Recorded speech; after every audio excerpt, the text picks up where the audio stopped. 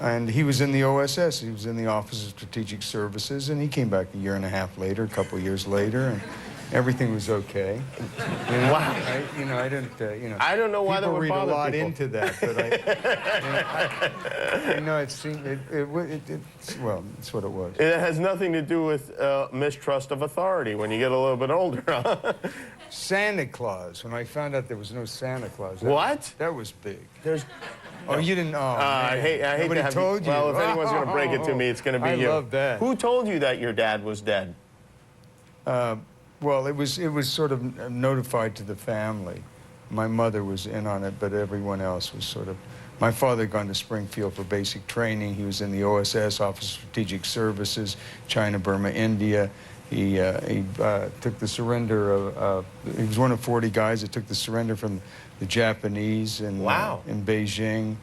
And he'd been with Mao and left the Japanese armed until Chiang Kai-shek could get there a few months later. He liberated Wainwright out of a Korean prison camp. Wow. Do you think that sort of thing still happens, where they will make up stories like that? Oh, I don't know. Why do you find this so interesting? I don't know. I just think it's really interesting. And I wonder if people who hear about it, if they ask you, if they say, yes, that happened to me, if anybody says, yes, similar thing. Oh, I don't know about that. You don't know? All right. Well, to me, it's interesting. To you, you've had such a great life. To me, I sit in my underwear watching football all the time. It's not nearly as exciting. Me too. Wow. Well, we both changed. Well, I haven't changed, but you have. And then you came out to Hollywood. You lived in Kansas, right? You grew up there? I grew up in Dodge City and then Kansas City, Missouri, when my father came back from the war. And then we moved to San Diego, California. And then when I was 18, I came to Los Angeles, and I went into contract to Warner Brothers. I started acting at the Old Globe Theater in Balboa Park. I was 13 till I was 18. Wow. What was your first movie was?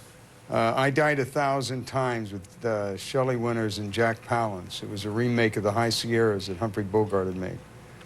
And then my second movie was Rebel Without a Cause. Rebel Without a Cause. Wow, that's a heck of a way to start. And then you and James Dean became very close friends, good buddies. What sort of things do you and James Dean do as young men? Or did you do?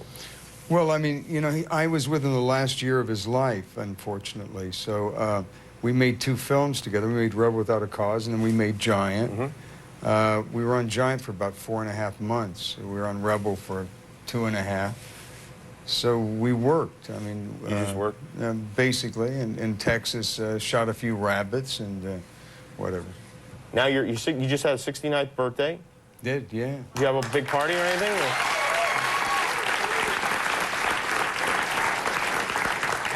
Actually, I did have a big party. You did? They had a party for me in Cannes at the film festival on a big yacht, and I had 32 friends. It was really wonderful. Yeah, you can't beat that. I had my friend Mark Canton, actually, and the guys I played golf with at Riviera. They all met you out at Cannes? They were all there. Well, that's all right. And so then, yeah, we had this wonderful party. Mark did The Land of the Dead. Right, The Land of the Dead. Produced Land of the Dead. Which a few of the guys that work here went and saw it, a screening of it, I think the night before last, and they said it was great. It's terrific. In fact, we have a clip of it. You play who in Land of the Dead? I played Kaufman. Kaufman. Uh-huh. Kaufman is? Kaufman is a man who has a place that he calls it the Green, and it's protected by a river and various moats and fences and like things. at the Riviera Country Club? No. Oh. Not sort of. Yeah. But anyway, he has his people inside, and his people live very well. They live a very opulent life, and then there are others outside that he doesn't allow in, and then there's the zombies, and so they all want to come inside the Green, but they're not allowed. Not really. Not really. And Kaufman definitely has ways of keeping them out. Well, we have a clip of the new movie, George Romero's new film, Land of the Dead, with Dennis Hopper. Here we go. It's a nice touch. This movie got two incredible reviews in Variety and The Reporter. The Reporter said it was George Romero's masterpiece. Wow. And the great thing about Mark Canton, my friend Mark Canton, he realized that they were making George Romero movies, and George Romero was still alive in Pittsburgh, and they were making these films without him, so he went and contacted George Romero, and George Romero did have a fourth zombie movie that he wanted to make. And that's came about, which is wonderful. And it was great working for George Romero. This was terrific. Yeah, and you are also on the new Gorillaz album, right? The Gorillaz? Yeah.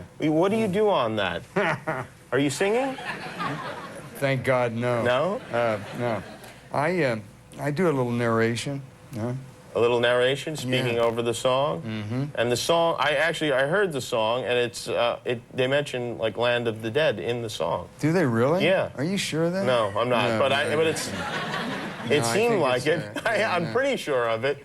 Well, who knows? All the drugs you and I used to do, God only knows what I'm thinking. You did drugs? Hmm? You did drugs? With you don't remember? Oh, wow. Mostly Advil, though, for me. Oh, yeah. Well, I look forward to seeing it. It looks like a pretty good one there. I've gone straight to aspirin. Well, congratulations. No problem. Dennis Hopper, Land of the Dead, opens on Friday. Go check it out. We'll be right back with Andy Milanakis from the Andy Milanakis Show. We'll be right back.